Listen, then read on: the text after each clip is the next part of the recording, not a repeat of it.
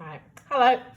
So what we're going to do today is I'm going to teach you, so you're in a lesson and we're getting ready for the next bit of this chapter.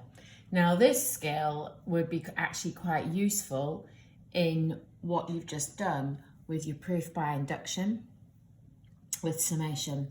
And it used to be like a topic in its own right in old further maths AS, and you would have done it in year 12. And it's something called fully factorised form. So what it means is you've got to factorise expressions as far as they will go, and there's a certain way that we like it done.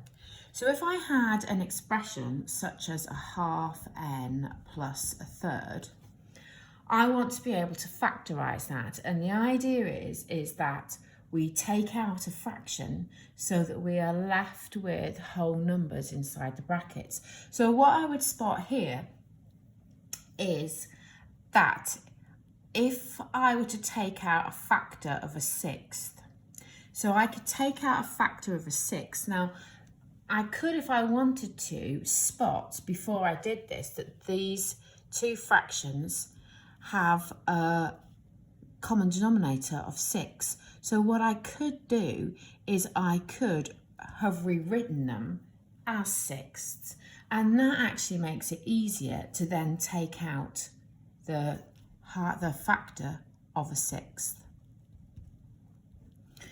So that is this expression in fully factorised form.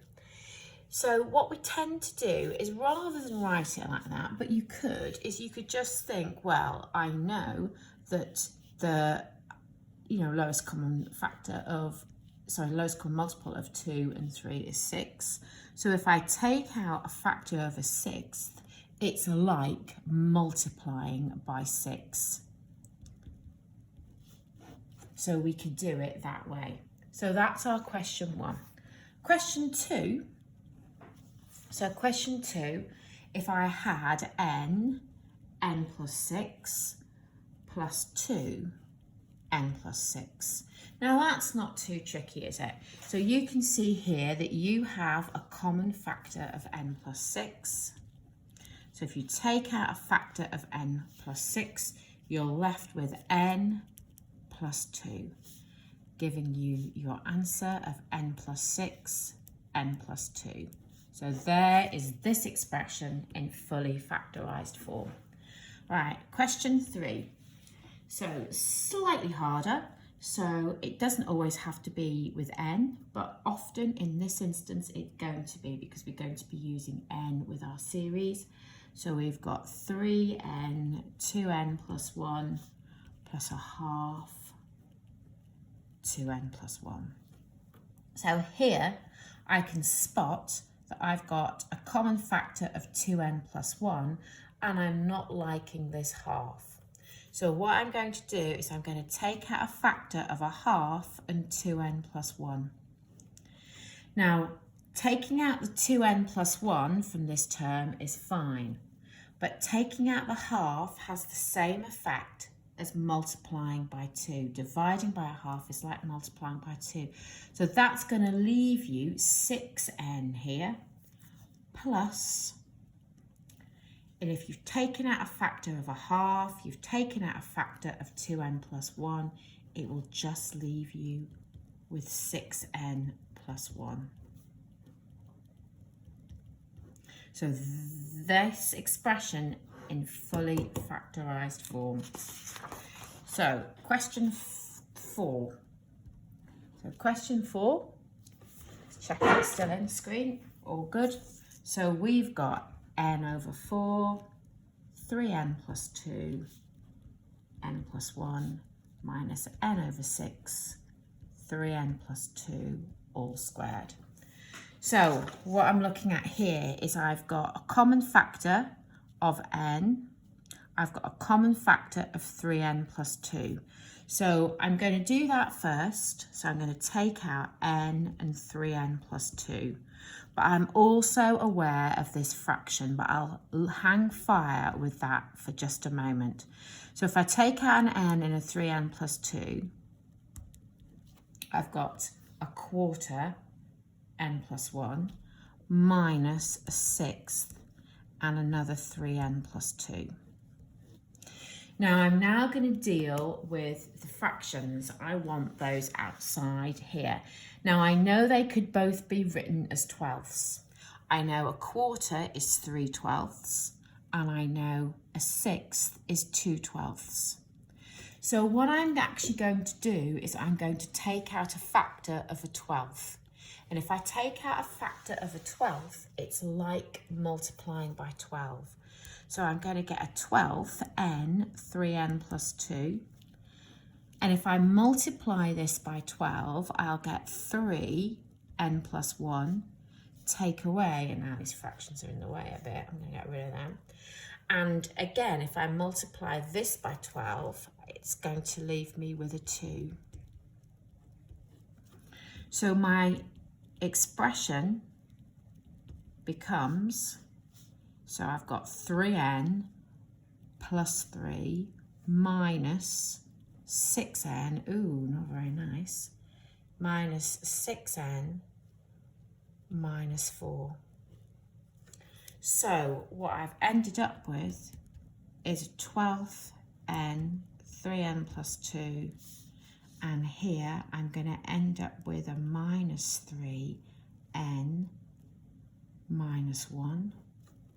Ooh, horrible. So that's okay, but I think it might look better if I were to take the negative out. And that leaves me 3n plus 1. So if you have a little look back at that, so that was a little bit awkward, but it is the same effect of multiplying by 12 when you take out 12. Right, question 5. So I've got the expression, so a half n, n plus 1, 2n plus 1, minus 3 over 2, n, n plus 1, plus n. So instantly what I've spotted here is I'm going to take out a half and I'm going to take out an n. So taking out a factor of a half is like multiplying by 2. Okay, so obviously that's okay. It's quite straightforward. That's going to leave me my n plus 1, 2n plus 1. If I take out a half n here, that's going to leave me 3 bracket n plus 1. And here, that's like a 1n, isn't it? If I take out a factor of a half, it like multiplies by 2. And of course, I've taken out my factor of n. And you can check that by then, you know, expanding, multiplying back by a half n. So you're then going to get a half n and expand these brackets. 2n squared, you're going to have 2n plus n, so 3n plus 1 minus 3n minus 3 plus 2. So a half n, 2n squared. You can see that my 3n is going to cancel. And then I've got a 3, I've got 1 add 2, which is 3, take away 3, sorted. So that is actually leaving me with an n cubed. So awful, but simplified really, really nicely. And then our last one, so n plus 1 all squared minus n minus 1. Now, at first glance, that doesn't look like you can factorize it, but you've got to be able to spot little things like this. So what I'm going to do is rewrite it. Now, of course, what you could do is expand that, simplify it, and then factorize it, and that will work. But you could, rather than do that, spot that. So you would then have n plus 1, take out your factor, and it will leave you n plus 1. From here, take away 1. So it actually ends up as n plus 1 really nicely. Of course, what you could have done is just expanded it as n squared plus 2n plus 1 minus n minus 1, which would have given you n squared plus n. Okay, that does look a little bit easier. Okay,